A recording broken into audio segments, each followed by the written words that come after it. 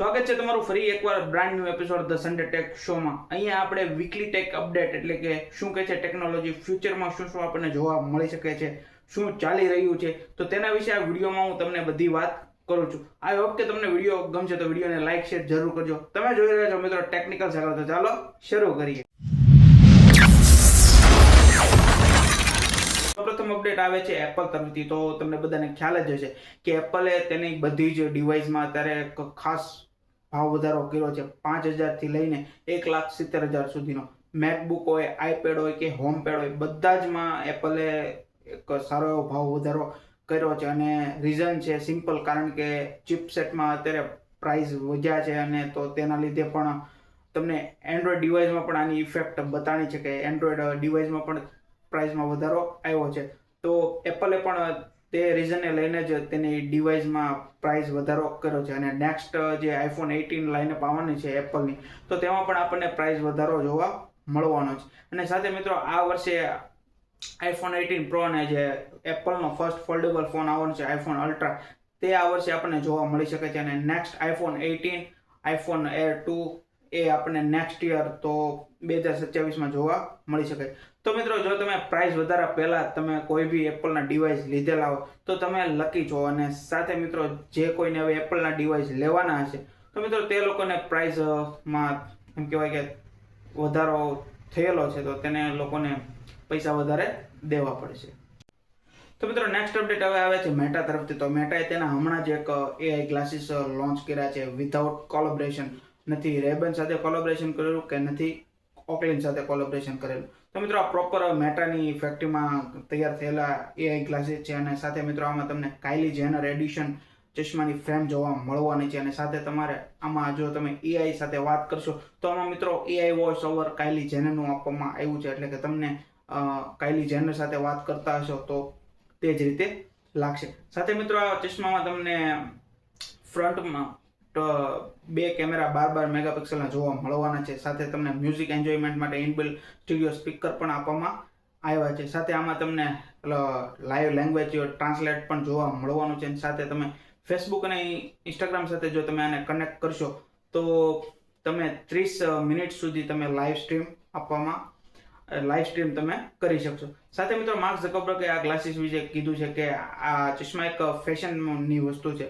તો અમે પહેલા ફેશન ઉપર વધારે ફોકસ કર્યું છે, પછી ટેકનોલોજી. એટલે કે ઓલમોસ્ટ આ ગ્લાસીસમાં ફેશન પહેલા અને ટેકનોલોજી પછી છે. અને મિત્રો આ પ્રાઇસ આમાં એકદમ નોર્મલ પ્રાઇસથી સ્ટાર્ટ થાય છે. $299 થી ગ્લાસીસની પ્રાઇસ ચાલુ થાય છે. નેક્સ્ટ અપડેટ હવે આવે છે નથિંગ તરફથી. તો નથિંગનો જો તમે સ્માર્ટફોન પરચેસ કરવાનું વિચારી રહ્યા તો નથિંગ તેનો જુલાઈમાં એક નવો સ્માર્ટફોન લોન્ચ કરી રહ્યો છે, નથિંગ ફોન 4B.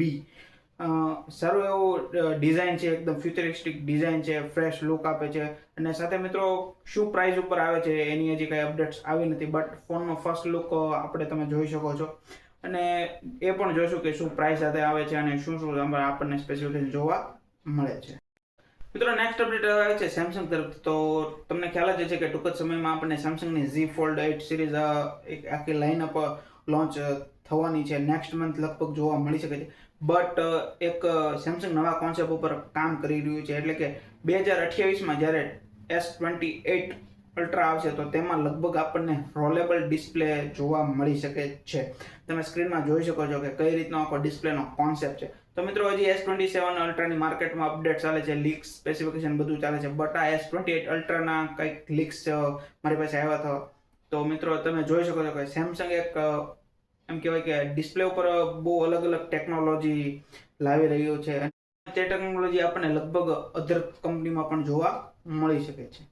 તો મિત્રો નેક્સ્ટ અપડેટ હવે આવે છે હોનર તરફ. તો હોનરે હમણાં જ તેનો એક સ્માર્ટફોન લોન્ચ કર્યો કે જેમાં આપણને 11,000 mAhની બેટરી જોવા મળી હતી. બટ હોનર હજી એક એમ કહેવાય કે મોટી બેટરી સાઇઝ સાથે તેનો નવો સ્માર્ટફોન લોન્ચ કરી શકે છે. તેમાં આપણને લગભગ 14,000 mAhની બેટરી જોવા મળવાની છે. બટ મિત્રો આપણે ઘણી વખત જોયેલું છે કે જે બહુ હેવી બેટરીના ફોન હોય, 20,000 25,000 mAh બેટરીના ફોન, તો તે બહુ એમ હેવી હોય છે. બટ સ્માર્ટફોનમાં એવી ટેકનોલોજી કે આ લોકો યુઝ કરે છે કે ફોનની બેટરીની સાઇઝ મોટી હોય બટ ફોન પણ લાઇટ વેટ હોય છે, એટલે કે બહુ હેવી નથી હોતા.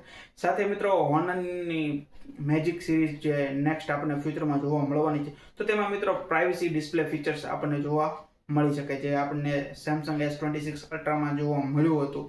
તો મિત્રો હોનરમાં પણ લગભગ આપણને આ જોવા મળી શકે છે, અને લગભગ આ જે પ્રાઇવસી ડિસ્પ્લે ફીચર્સ છે તે હોનર સેમસંગ પાસેથી લગભગ પરચેસ કરી શકે છે. અને ઓલમોસ્ટ ઘણી બધી એવી ડિવાઇસ છે કે જે સેમસંગ નવી નવી ટેકનોલોજી લાવે છે ડિસ્પ્લેમાં, તે આ પ્રાઇવસી ડિસ્પ્લેમાં ઘણું બધું. તો સેમસંગ પોતે તો યુઝ કરે છે બટ માર્કેટમાં પણ તે સેલિંગ તેનું કરે છે.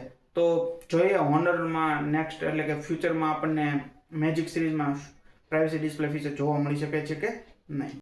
મિત્રો નેક્સ્ટ અને લાસ્ટ અપડેટ હવે આવે છે ઓપ્પો તરફથી. તો ઓપ્પો તેનું ફ્યુચરમાં એક સ્માર્ટફોન લોન્ચ કરી શકે છે, ઓપ્પો ફાઇન્ડ N7 ફોલ્ડ, એટલે કે ઓપ્પો તરફથી આપણને ફોલ્ડેબલ ફોન જોવા મળવાનો છે. બટ મિત્રો આ ફોલ્ડેબલ ફોન સિમિલર હુઆઈ પૂરા એક્સ મેક્સ, પછી આઈફોન અલ્ટ્રા અને સાથે જે સેમસંગનો નવો જે વાઇડ ફોન આવવાનો છે સેમસંગ ગેલેક્સી Z વાઇડ 8, તો તેની સિમિલર જ એટલે કે ઓપ્પોનો વાઇડ રેશિયો વાળો ફોન રહેવાનો છે. પણ જોઈએ ઇન ફ્યુચર આમાં આપણને શું અપડેટ જોવા મળે છે તો તે આપણે જાણીશું. મિત્રો આજના વિડીયો માટે બસ આટલું જ. આઈ હોપ કે તમને મેં જે કાંઈ તમારી સાથે અપડેટ શેર કરી છે તમને ગમ્યું હશે અને વિડીયો ગમ્યો હશે તો વિડીયોને લાઈક શેર જરૂર કરજો. અને જો તમે ચેનલને સબસ્ક્રાઇબ ન કરેલો તો પ્લીઝ ચેનલને સબસ્ક્રાઇબ કરી લેજો, કારણ કે આવી ટેક અપડેટ તમારે જો ગુજરાતીમાં જોતી હોય તો આ ગુજરાતનું એક એવું પ્લેટફોર્મ છે